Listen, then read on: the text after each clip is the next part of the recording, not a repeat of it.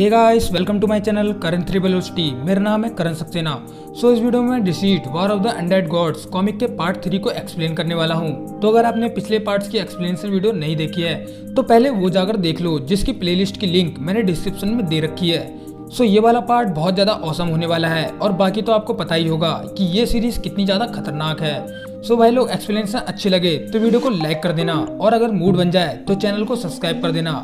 खैर, एक्सप्लेनेशन शुरू करते हैं। Deceased war of the undead God part 3। Part 3 शुरू होता है। हम पहुंचते हैं अर्थ से 25 ट्रिलियन माइल्स दूर प्लेनेट रान पर। यहाँ आज से 2 महीने पहले प्लेनेट थेनेगार की आर्मी ने अटैक कर दिया था। प्लेनेट थेनेगार के लोग हॉकमैन स्पीसीज के होते हैं और बहुत ज्यादा वेल ट्रेन्ड सोल्जर होते हैं, तो उन्होंने सीधा स्पेस से प्लेनेट रान पर अटैक कर दिया है। रान एंड थेनेगार के बीच का ये वॉर जनरेशन से चला आ रहा है। इन दोनों प्लेनेट के लिए वॉर एक नॉर्मल चीज है। यहाँ थेनेगार आर्मी प्लेनेट रान पर कब का कब्जा कर चुकी होती, पर ऐसा नहीं हुआ। एक एडम स्ट्रेंज नाम का आदमी जो कि अर्थ से बिलोंग करता है, उसने प्लेनेट रैन को अडॉप्ट कर रखा है। तो जब भी यहाँ पर वॉर शुरू होता है, एडम स्ट्रेंज जेटा बीम की मदद से यहाँ पहुंच जाता है और प्लेनेट रैन के लिए फाइट करता है। और इसके बाद एडम स्ट्रेंज थेनेगार आर्मी के बहुत से लोगों को मार भी देता है। इसके बाद एडम स्ट्रेंज इस प्लेनेट की अपनी फैमिली से मिलता है। वो अपनी वाइफ सादरात और अपनी डॉटर अलीना से मिलता है। यहाँ एडम स्ट्रेंज अपनी डॉटर को प्रॉमिस करता है कि वो इस प्लेनेट को आजाद करके रहेगा, पर अभी उन्हें यहाँ से जाना होगा। तो यहाँ जब एडम स्ट्रेंज अपनी डॉटर को गले लगा रहा होता है, तब वो यहाँ से टेलीपोर्ट होने लगता है, क्योंकि जो जेटा बीम है वो उसके कंट्रोल में नहीं है। यहाँ से एडम स्ट्रेंज टेलीपोर्ट होकर गौतम सिटी पहुंच जाता है। वही गौतम सिटी जो अब तक खंडहर बन चुकी है।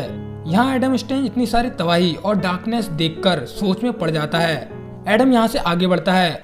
वो रास्ते में वंडर वुमन को देखता है। एडम स्ट्रेंज वंडर वुमन को आवाज लगाते हुए कहता है, हे डायना, मैं इधर हूँ। तभी डायना उसके पास आती है और एडम स्ट्रेंज डायना की शक्ल देखकर कहता है, ओ शिट, ये क्या है।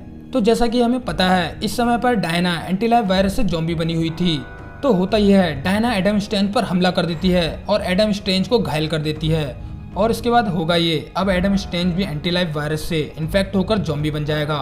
इसके 2 हफ्ते के बाद हम प्लेनेट रान पर पहुंचते हैं, जहां अभी भी थेनागारियन आर्मी ने कब्जा कर रखा है। यहाँ पर हम एडम स्ट्रेंज की वाइफ और डॉटर को भी देखते हैं, जिन्हें थेनागारियन लोग कैद करने वाले होते हैं या तो मारने वाले होते हैं। तभी एक गोली उस थेनागारियन को लगती है। यहाँ अलीना देखती है कि उसके डैड यहाँ पर आ चुके हैं। वो बहुत ज्यादा खुश होती है, पर होता यह है, एडम स्ट्रेंज अब पूरी तरह से ज़ॉम्बी बन चुका है, जिसे देखकर अलीना इमोशनल होकर रोने लगती है। यहाँ ज़ॉम्बी एडम स्ट्रेंज अपनी वाइफ और डॉटर की ओर बढ़ता है, उन्हें इन्फेक्ट करने के लिए। खैर, यहाँ से सीन शिफ्ट होता है। हम पहुँचते हैं किसी एक अनजान प्लेनेट पर, जहाँ पर एलियंस रहते हैं। यहाँ एक बार में हम एक गुलाबी रंग के एलियन को देखते हैं, जो कुछ वॉरियर्स को रिक्रूट कर रहा होता है, क्योंकि पूरा यूनिवर्स बहुत बड़े खतरे में है। वो गुलाबी एलियन सभी से कहता है कि मैं एक वॉरियर को ढूंढ रहा हूँ जो बहुत ज्यादा खतरनाक हो। इसी बार में यहाँ पर एक अनजान आदमी बैठा हुआ होता है, जो उस गुलाबी एलियन से कहता है कि तुम सैलरी कितनी दोगे। जिसके जवाब में वो गुलाबी एलियन कहता है, तुम मेरे रिक्वायरमेंट के हिसाब से फिट नहीं हो, मैं तुम्हें काम पर नहीं रख सकता। तभी होता यह है, वो बंदा अपने टेबल से उठता है और उस एलियन से कहता है कि मेरे जितना पावरफुल बंदा तुम्हें कहीं नहीं मिलेगा, पागल एलियन। इस बंदे को तो आप जानते ही होंगे। इस बंदे का नाम है लोबो। ये पैसे लेकर हंटिंग का काम करता है। लोबो ने सुपरमैन को भी धूल चटा रखी है। तो अब आप समझ ही गए होंगे कि ये बंदा कितना ज्यादा पावरफुल है।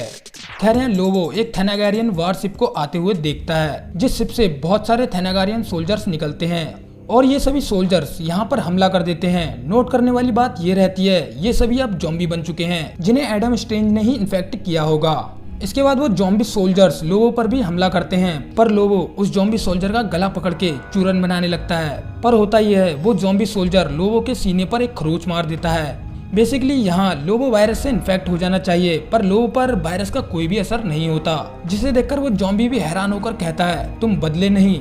इसके बाद लोबो उस ज़ॉम्बी का सर पिचकाकर उसे बेरहमी से मार देता है। इसके बाद हम देखते हैं बहुत सारे ज़ॉम्बी उस थेनागारियन वारशिप से आने लगते हैं और लोबो सीधा उड़ते हुए सीधा वॉरशिप से टकराता है और पूरी तरह से वो वॉरशिप तबाह हो जाती है। इसके बाद तबाह हुए वॉरशिप से लोबो पूरे स्टाइल में बाहर निकलता है और शिप की जलती हुई आग से अपना सिगार जलाता है, जिसे देखकर वो गुलाबी एलियन भी कहता है, तुम तो बहुत ज्यादा खतरनाक हो।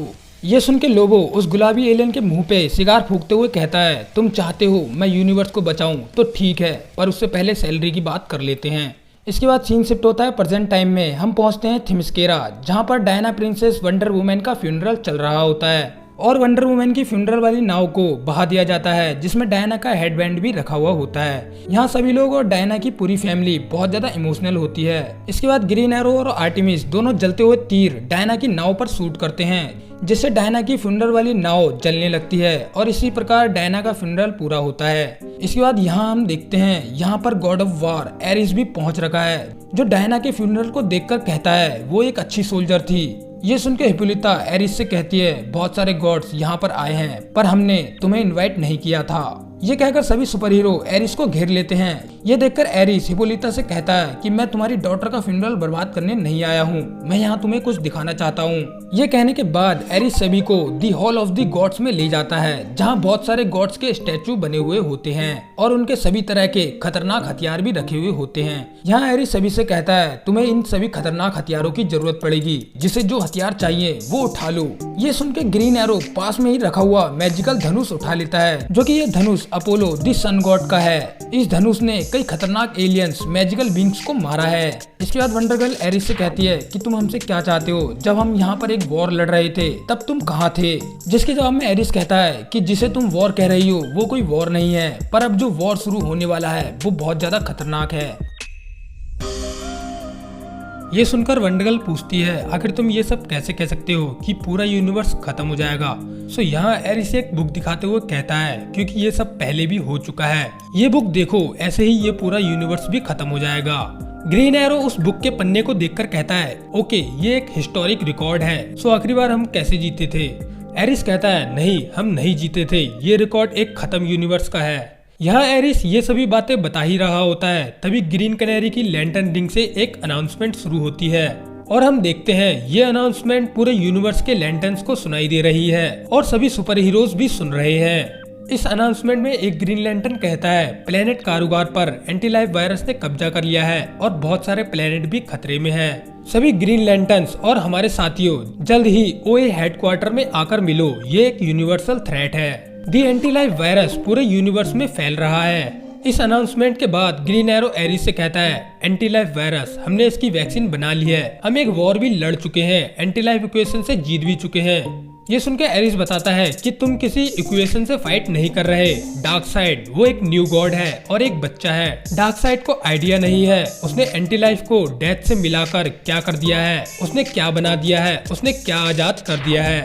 ये कोई इक्वेशन नहीं है, ये नंबरों से भी पुरानी चीज है, गॉड से भी पुरानी। ये यूनिवर्स खत्म हो जाएगा। इसके बाद एरिस बुक के एक पेज को दिखाते हुए कहता है, इरेबोस आ रहा है। सो हम इस बुक में इरेबोस को देखते हैं, जो कि देखने में एमसीयू के डोरमामू जैसा लग रहा है। इसके आसपास बहुत सारे अनडेड ज़ॉम्बी भी हैं और एरिस की माने तो ये यूनिवर्स के लिए बहुत बड़ा खतरा है, जो कि अब डार्क साइड की वजह से आजाद हो चुका है। सो यहीं पर deceased war of the undead gods का पार्ट 3 एंड हो जाता है। खैर इरेबोस को मैंने डीसी कॉमिक्स में पहले कभी नहीं देखा है, शायद ये इस कॉमिक के लिए नया कैरेक्टर होने वाला है और इसका अपीयरेंस देख के ही मुझे बहुत ज्यादा खतरनाक लग रहा है। और गूगल के हिसाब से देखें तो इरेबोस ग्रीक माइथोलॉजी में एक गॉड ऑफ डार्कनेस है। और हाँ, इस कॉमिक के अगले पार्ट का नाम गैलेक्टिक अनडेड आर्माडा दिया गया है, जिसे सुन के ऐसा लगता है कि कोई गैलेक्टिक अनडेड आर्मी पूरे यूनिवर्स पर हमला करने वाली है, जिसे तो हम अगले पार्ट में ही देख पाएंगे। सो अगला पार्ट देखने के लिए मेरे चैनल को सब्सक्राइब कर देना और एक्सप्लेनेशन पसंद आई हो तो वीडियो को लाइक तो कर ही देना। और इस पार्ट के बारे में आपके क्या ओपिनियंस है मुझे कमेंट करके बता सकते हैं। खैर अब मिलते हैं इस कॉमिक के पार्ट 4 में। So tata bye bye, take care.